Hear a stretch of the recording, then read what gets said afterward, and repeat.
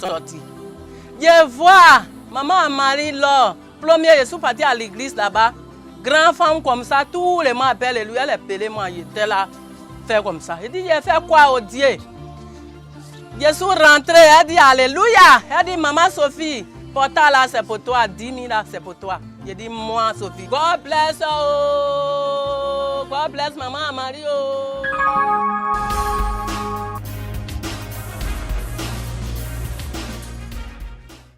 Votre réaction par rapport à ce que nous venons de voir? Je bénis le nom de l'Éternel. Ce sont des bons enfants, des enfants vraiment qui savent qui est le Seigneur, qui sont reconnaissants. Parce que le Seigneur nous recommande d'être reconnaissants. Ce qu'ils ont vu, c'est petit par rapport à ce qu'il vient, dans le nom puissant de Jésus. Amen. Alors, qu'est-ce qu'on peut retenir de la prophétesse? Merci de me donner l'occasion de parler à tout le monde en même temps. Je voudrais que s'il y a quelqu'un qui n'a pas encore donné sa vie au Seigneur, qu'il le décide dès maintenant. Qu'il se décide. Parce qu'en lui, en Jésus, nous avons tout. En Jésus, nous avons la vie. Si tu es dans une situation très très compliquée, que tu n'arrives pas à t'en sortir, regarde au Seigneur. Il est le seul à pouvoir t'aider. Il est le seul à s'occuper de toi. Il est le seul à pouvoir prendre soin de toi. Au moment où tu es abandonné par toute ta famille, par tous tes parents, par ton entourage, il est le seul à rester auprès de toi, à te consoler.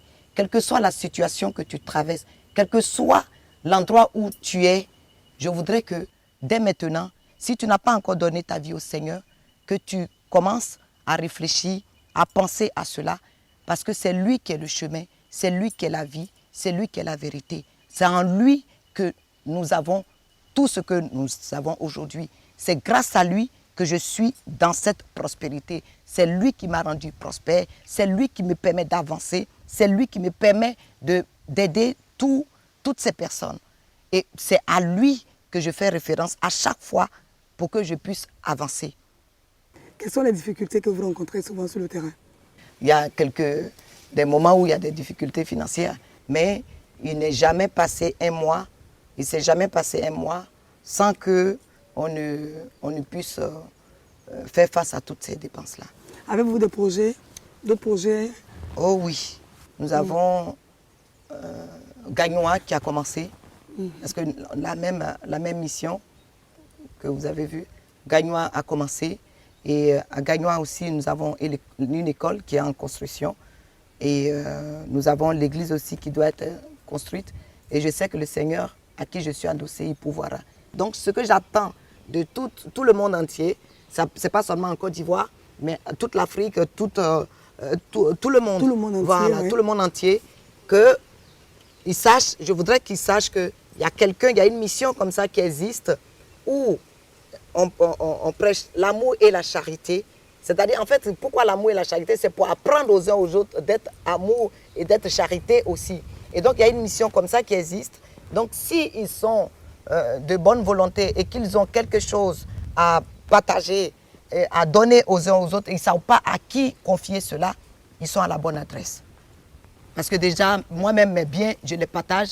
À plus forte raison, quelque chose que je vais recevoir, c'est sûr que je vais Vous allez partager. Voilà. Il y a toujours beaucoup de plaisir parce que aussi je à voudrais que partager. les uns et les autres soient vraiment heureux. Donc à Jésus-Christ, nous devons être dans le bonheur, nous devons être dans la prospérité, nous devons être tous mariés, nous devons avoir des enfants, nous devons progresser, nous devons être toujours dans la promotion, nous devons être la tête et non la queue. Et donc tous ceux qui vont donner pour aider Jésus-Christ, on va les porter en prière. Toutes les bénédictions que le Seigneur déverse sur nous seront communiquées, déversées sur ces personnes de bonne volonté aussi. Une question, est-ce que vous aurez fait tout ça si vous n'étiez pas en Christ? Je pense que je n'aurais pas pu, parce que celui qui me donne la force, c'est Christ lui-même. Sans ce Seigneur-là, je n'aurais même pas existé. C'est lui qui me donne la force, c'est lui qui m'a donné la vie, et c'est lui qui m'utilise pour faire ce que je suis en train de faire. Je ne suis qu'un instrument, je ne suis qu'un canal. Merci, madame. Alors, passons à présent à la phase de distinction, moment qui fait de nos invités des modèles de développement. Et à ce propos, nous recevons aujourd'hui le président du Conseil général d'Aboasso pour encourager et honorer notre invité du jour. Mesdames et messieurs, recevez chez vous le docteur Aka Aoulé.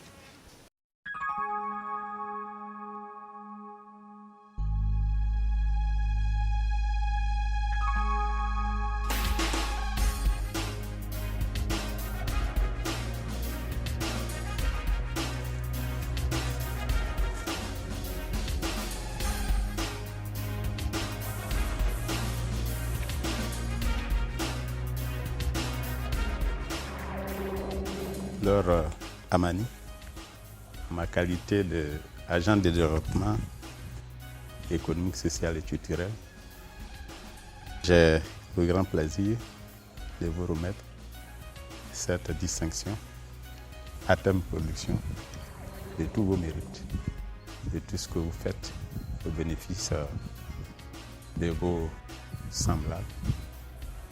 Et pour citer un grand homme, vous avez compris que l'homme doit s'investir à réaliser un social hardi pour contribuer à l'avenir de l'humanité.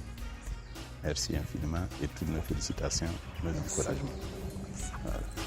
Merci.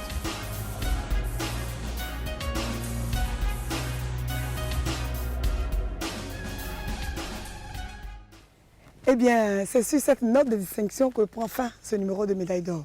Pour participer à cette émission, n'hésitez pas à nous contacter à l'adresse qui s'affiche sur votre petit écran. Si la prophétesse Laure Amani l'a fait, c'est que vous aussi vous pouvez le faire. Rendez-vous dans 15 jours et d'ici là, que Dieu vous garde.